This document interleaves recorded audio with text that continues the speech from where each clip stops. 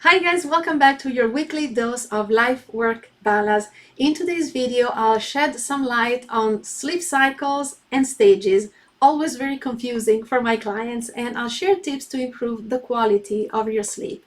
My name is Sabrina Cadini. I'm your holistic precision life coach and the creator of the life-work balance system, helping you live and work better thanks to customized lifestyle changes. If you'd like to see more, make sure you subscribe to my channel and click the bell to receive notifications every time I have new content for you. How much do you prioritize sleep? Be honest. Probably not as much as you should, and I don't blame you. There are so many to-dos in our life that sleep easily becomes a nice to have thing, not a priority.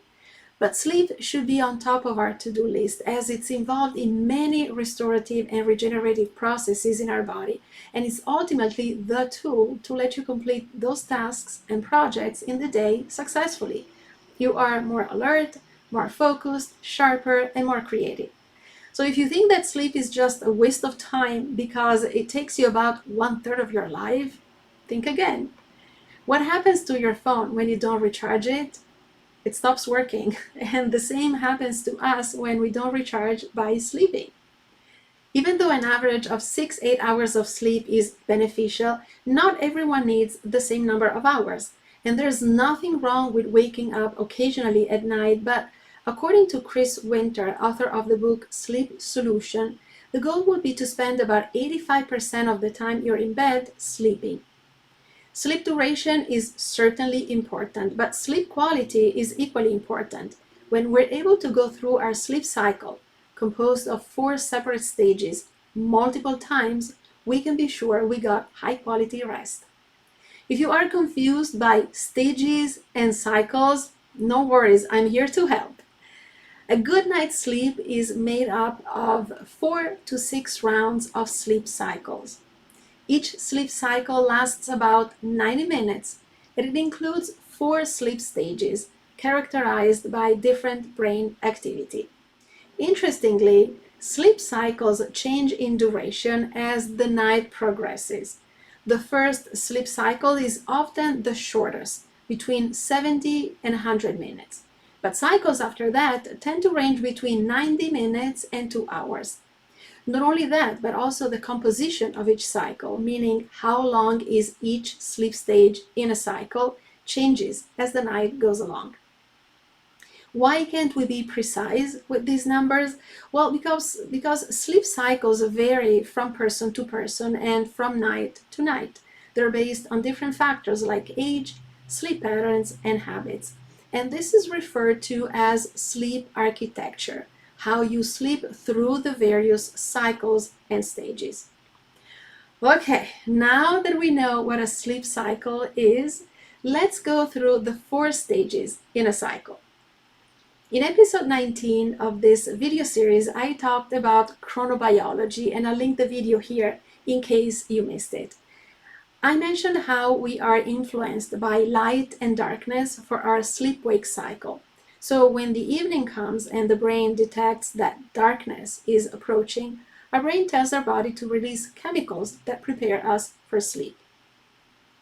Once we go to bed, the first stage of our sleep cycle marks the transition from wakefulness to sleep, and it usually lasts a few minutes. In our brain, the alpha, relaxed awake, and beta, alert awake, waves drop, and theta, light sleep, and delta, deep sleep waves start to rise. Our breathing rate is still regular, and it's still easy to wake us up during this time. However, if there are no interruptions, we can quickly move into the next stage.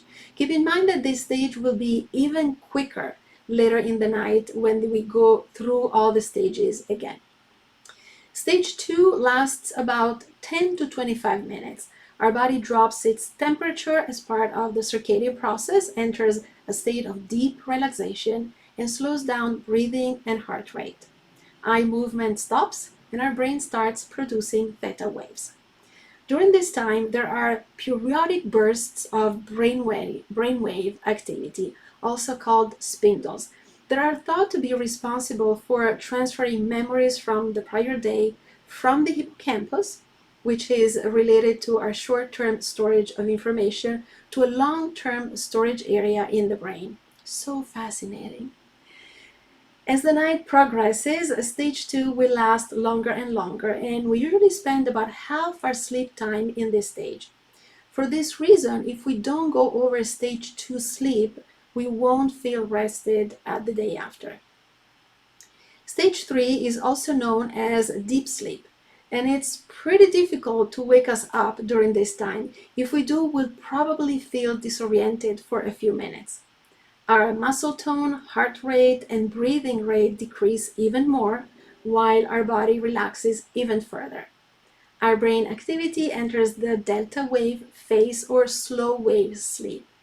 This stage is my favorite because it is the restorative part, regenerating our cells, repairing tissues, detoxifying our organs, resetting our immune system, and more. And this state also contributes to insightful thinking, creativity, and memory. During the first half of the night, we spend more time in deep sleep, the first time for about 45 to 90 minutes. But as we continue sleeping during the night, stage 3 gets shorter, about 20-40 minutes each, and we spend more time in Rem sleep, which is the fourth stage.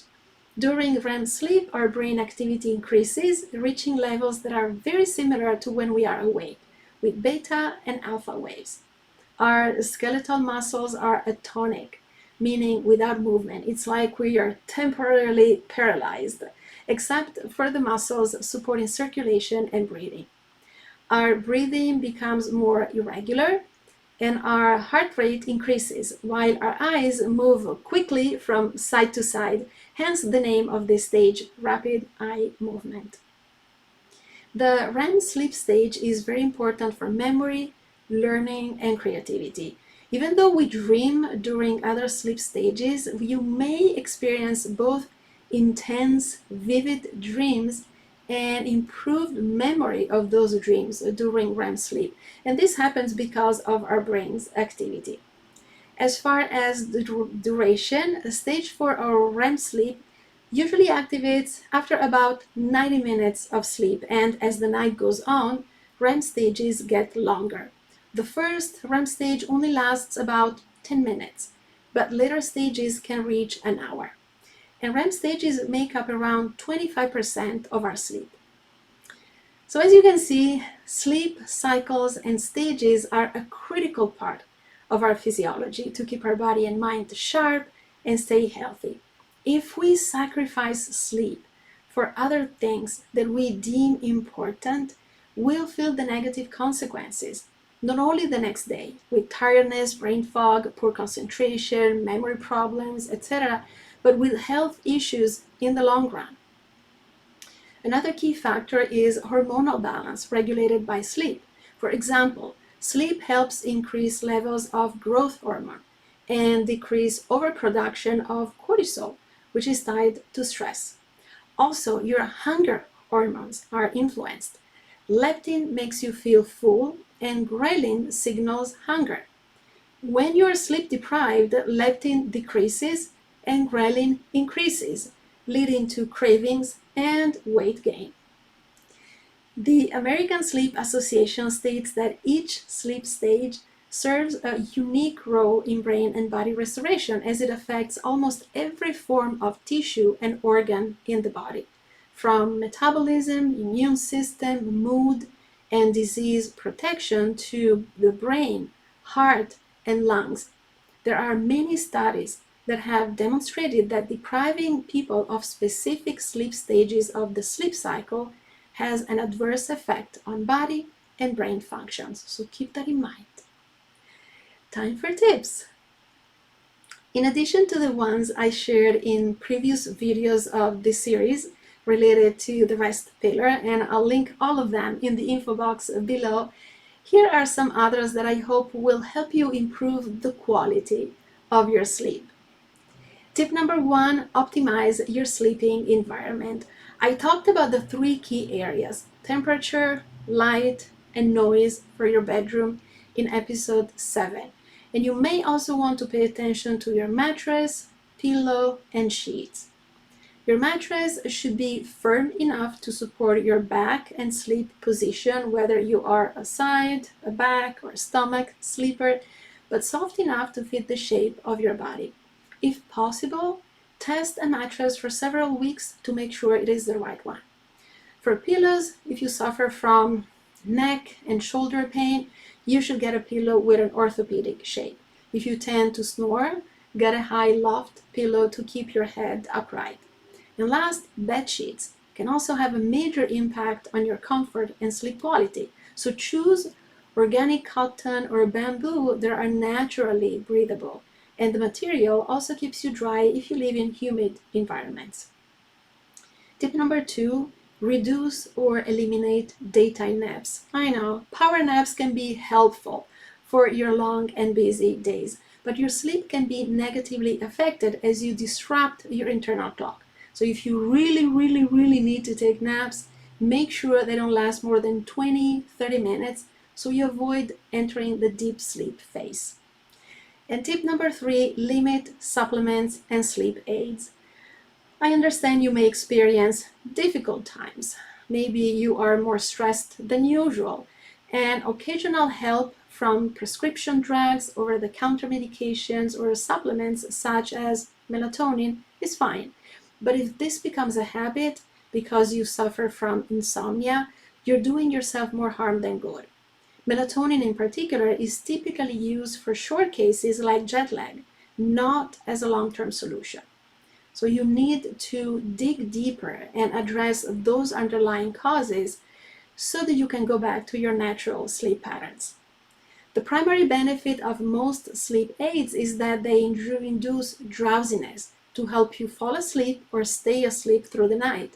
But they all have their side effects, from excess drowsiness to slow thinking, poor concentration, worsening symptoms of depression, and exacerbating sleep apnea.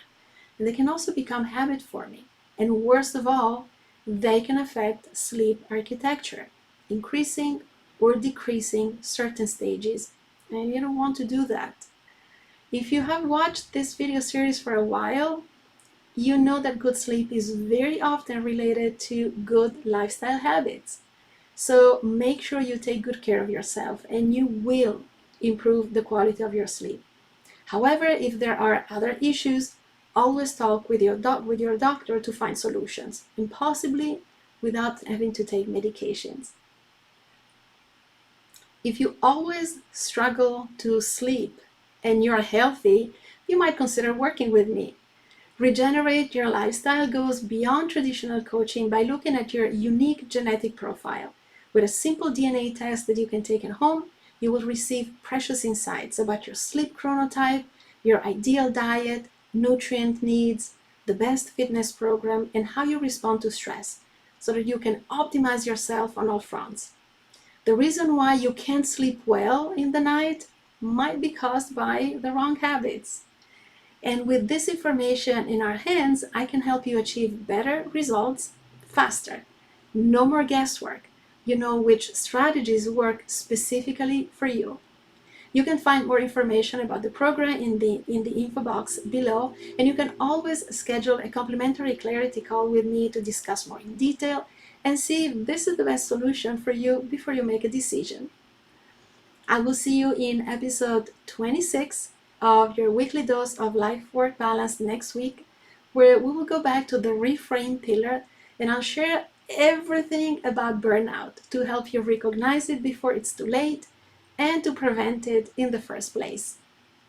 If you liked this video and you want to see more, make sure you share it with your friends, give it thumbs up, subscribe to my channel, and click the bell so you'll get notified when I have new video content. Thank you so much for watching, and don't forget to live life fully. Bye guys!